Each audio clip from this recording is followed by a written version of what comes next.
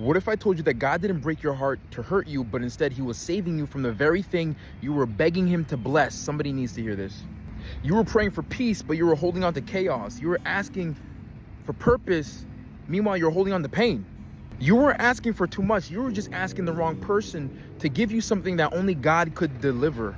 And when you didn't walk away, he had to tear it apart and tear you apart from it. Not because he's cruel, but because he's a father. Because he loves you too much to let you settle for someone who couldn't see your worth. Someone who mistook your loyalty for weakness and only wanted your presence, not your soul.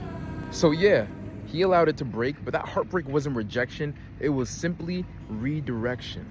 That silence you resented was him finally getting a word in. It wasn't abandonment, it was protection. God said, this is not your forever. This is your wake-up call.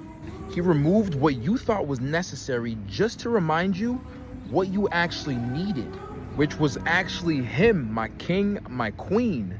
And sometimes he doesn't answer your prayer by giving you what you want. Oftentimes he answers it by removing what's destroying you, and you don't even realize it.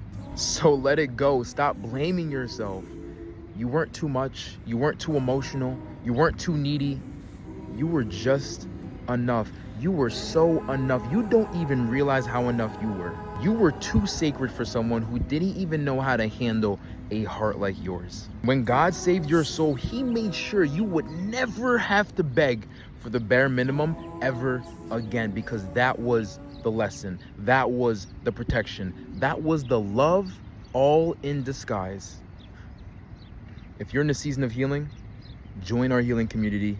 Link is in my bio. I'll see you there.